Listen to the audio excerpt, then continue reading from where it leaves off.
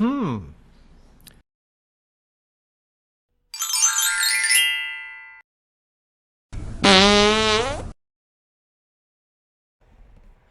including myself, is a hypocrite.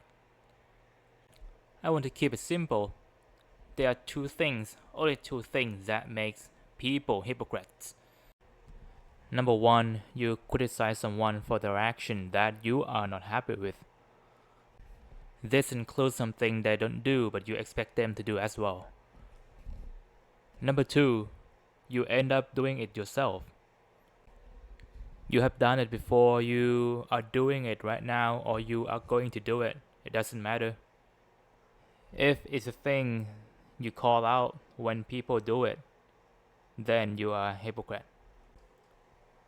You shouldn't be surprised by how many people absolutely having no problem with themselves being rude.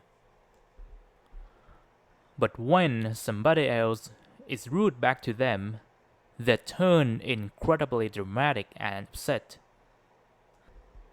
Ironically, you and I are one of those people.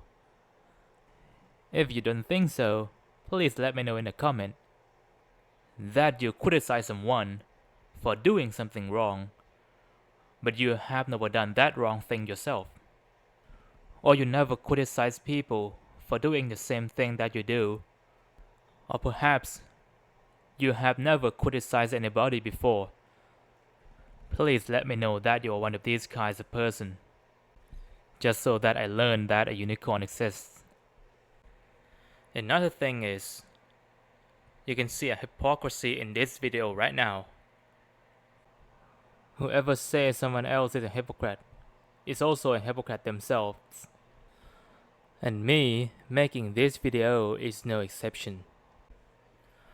But I want to tell you something. Being a hypocrite doesn't equal being an evil person. It's just a part of human being. Some hypocrites are evil, of course. What you always notice in most people is demand for respect while disrespecting others. This is one example of hypocrisy that we find disgusting. The list goes on and on. We all agree that these hypocritical behaviors are dangerous to society. But do you believe that some hypocrisy is necessary to keep society from collapsing? Anything outside the evil circle can be constructive. Think of a former smoker who managed to quit smoking. Do you think it's wrong for him to tell people to not smoke or convince smoking people to quit smoking? Well, let's imagine that there are two persons convincing smokers to quit. The first person used to smoke but managed to quit. The other person has never smoked before. And you, as a smoker, which of these two sounds more inspiring to you?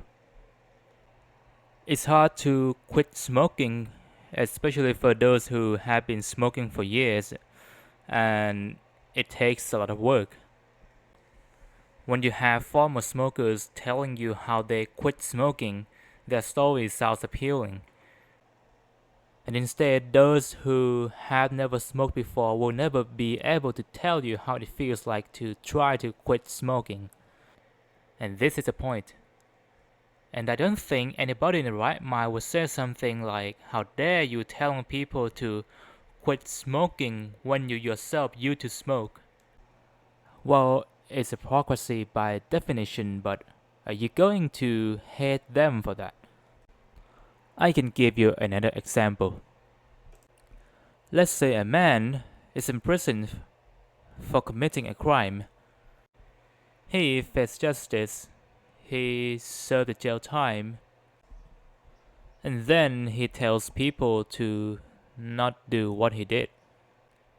Technically, it's hypocrisy, but at the same time, I think he does a favor to the society. He can be a role model for people who are about to commit the same crime that he did.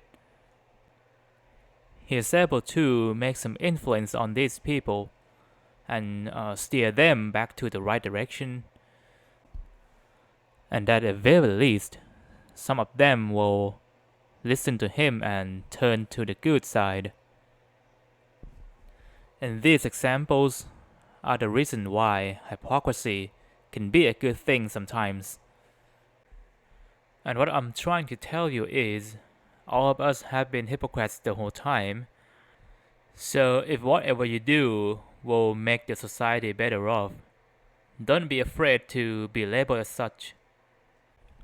Sometimes we need somebody who has done a lot of mistakes in the past to guide many more people in order for them to avoid repeating the exact same mistakes.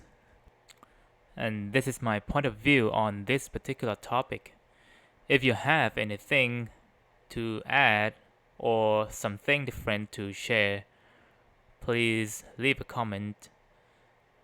And thank you for listening.